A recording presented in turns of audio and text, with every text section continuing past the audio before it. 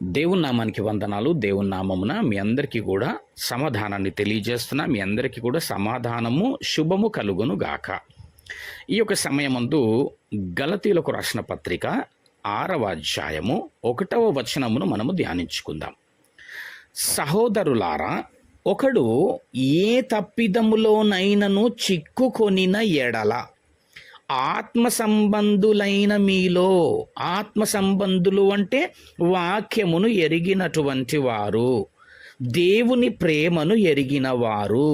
ఏమండి, ఆత్మ సంబంధులైన మీలో ప్రతివాడు తానును శోధింపబడుదునేమో అని తన విషయమై చూచుకొనుచు సాత్వికమైన మనస్సుతో ఎట్టివానిని తప్పిదములో చిక్కుకున్నటువంటి వానిని మంచి దారికి తీసుకొని రావలెను. అంటే ఈ ఆత్మ సంబంధమైనటువంటి వాడికి ఏ విధమైన మనస్సు ఉండాలా? సాత్వికమైన మనస్సు వీరికి ఉండాలండి. వ్యభిచారము చేత పట్టబడినటువంటి స్త్రీని కూడా యేసు ప్రభువుల వారి యొద్దకు తీసుకొని వచ్చినప్పుడు ఏం చేసినాడు ఆయన? మీలో ఎవరైతే పాపం చేయలేదో మొదట రాయి విసరండి అని చెప్పినాడు. అక్కడ విషయం ఏంటంటే అందరూ పాపం చేస్తున్నటువంటి వారే, ఆమె ఒక్కటి కాదు. కాకపోతే ఆమె పట్టబడింది, వీళ్ళు ఇంకా దొరకలేదు. ఎవరికి ఏం చేసినారు? ఆ సమయంలో వారి చేతిలో ఉన్నటువంటి రాళ్ళు పడేసి ఎక్కడి వారు అక్కడ వెళ్ళిపోయినారు. అప్పుడు యేసుప్రభుల వారు అన్నారట, అమ్మా నిన్ను ఎవరు ఏమి అనలేదు కదా, నేను కూడా ఏమి అనను, ఇక మీదట నువ్వు పాపము చెయ్యకు. వ్యభిచారము చేత పట్టబడినటువంటి ఒక స్త్రీని యేసు ప్రభువుల వారు పలకరించినటువంటి పలకరింపు అమ్మా. హల్లెలూయా. ఒక తప్పునే గాని పాపాన్నే గాని ధర్మశాస్త్రంలో ఉన్న శిక్ష విధించడం ద్వారా మార్చడం కాదు, ప్రేమను పంచడం ద్వారా మార్చాల. ఎదుటి మనిషి తప్పు చేసినప్పుడు ఆ తప్పుని అతనికి తెలియజేసేలాగా సాత్వికమైన మనస్సుతో, ఏమండి ఎట్లా కనపరచాలా? సాత్వికమైన మనసు. యేసుక్రీస్తు అక్కడ సాత్వికమైనటువంటి మనస్సును చూపించినాడు. అక్కడ యేసు ప్రభుల వారు నువ్వు తప్పు చేస్తున్నావు, నువ్వు పాపివి అనేసి అనలేడు కానీ, అమ్మా ఇక మీదట పాపం చెయ్యకు. సాత్వికమైనటువంటి మనస్సుతో, ప్రేమతో. దేవునికి స్తోత్రం. కానీ చాలామంది వాక్యము తెలిసినటువంటి వారు, ఏమండి దేవుని ప్రేమను ఎరిగినటువంటి వారే, ప్రార్థనలకు వెళ్తున్నటువంటి వారే వాక్యం కూడా చెబుతున్నటువంటి వారుగానే ఉంటారు. కానీ ఎలాగుంటారు అనేసంటే, ఎదుటివాడు ఏదైనా తప్పిదంలో ఉన్నాడు అనుకోండి, ఈ లోకంలో ఉన్నాడు అనుకోండి, వాని ఒక పాపిగా చూస్తారండి. ఏమండి, ఒక పాపిగా పరిగణిస్తూ ఉంటాడు. ఎవరు? ఆత్మ సంబంధమైనటువంటి వాడు, వాక్యము తెలిసినటువంటి వాడు. వాణ్ణి మంచి దారిన తీసుకొని రావడం కాదు కదా, అసలు వాణ్ణి చూడడు. ఏమండి, అసలు పలకరించడు. ఏమండి, అంజాన్ అంటారు కదా, అంజాన్ కొట్టుకుంటూ వెళ్ళిపోతుంటాడు పక్క నుంచి. ఎందుకండి? మంచివాడు కాదు. ఏమండి, పాపిగా పరిగణిస్తూ ఉంటుంటాడు. వాని కనీసం కలవడు ఎప్పుడు కూడా. ఎందుకు? ఎదుటి వారంతా తప్పు చేస్తున్నావని అనుకుంటూ నేను మాత్రమే మంచివాడనని ఫీల్ అవుతా ఉంటాడు ఇతను. ఎవరు? ఆత్మ సంబంధం అండి. కానీ ఏం చెయ్యాల నీవు?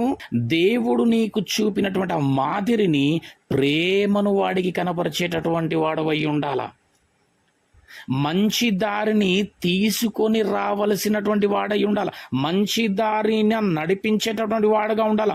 అంటే నాశనమునకు నడుస్తున్నటువంటి వారిని రక్షణ మార్గంలోనికి నడిపించేటటువంటి వాడవుగా ఉండాలి. ఎందుకు అనేసి నువ్వు ఆత్మ సంబంధివి కదా, వాక్యము తెలుసు కదా, నీకు ప్రార్థన చేస్తుంటావు కదా, వాక్యము చెబుతుంటావు కదా, మరి నీ ప్రవర్తన ఏ విధంగా ఉండాలా?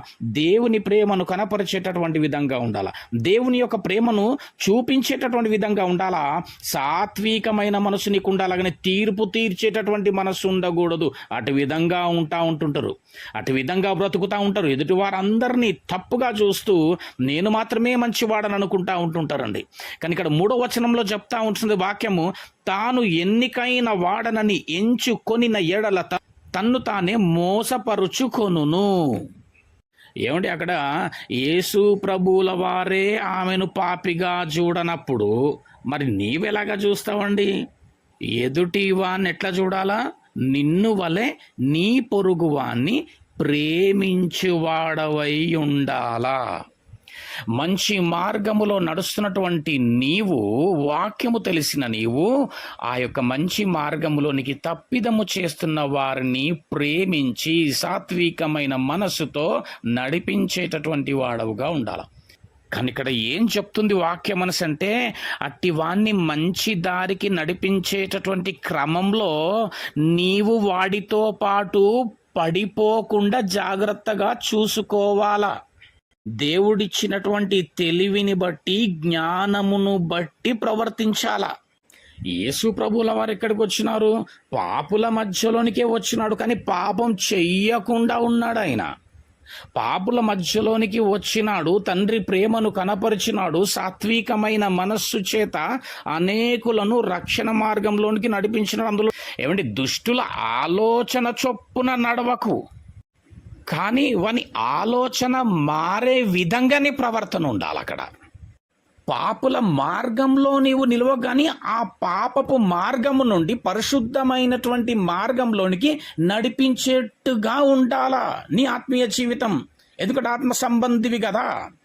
అపహాస్యకులు కూర్చుండు చోట కూర్చోకు, కానీ వారి మధ్యన నీ యొక్క మాదిరిని, దేవుని ప్రేమను కనపరుస్తూ, నీ మంచితనమును వ్యక్తపరుస్తూ మంచి దారిని వారిని నడిపించేటటువంటి ఒక బలమైనటువంటి దేవుని సాధనంగా ఉండాల.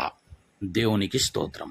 ఇట్టి విధంగా దేవుని యొక్క రాజ్య విస్తరణలో పాటుపడుతూ, పనిచేస్తూ, బాధ్యత కలిగి, భారము కలిగి జీవించేటటువంటి వారమై ఉండాలా. ఇట్టి నడిపింపు, ఇట్టి తెలివి, ఇట్టి జ్ఞానము దేవుడు మనకు దయచేయును గాక. ఆమెన్.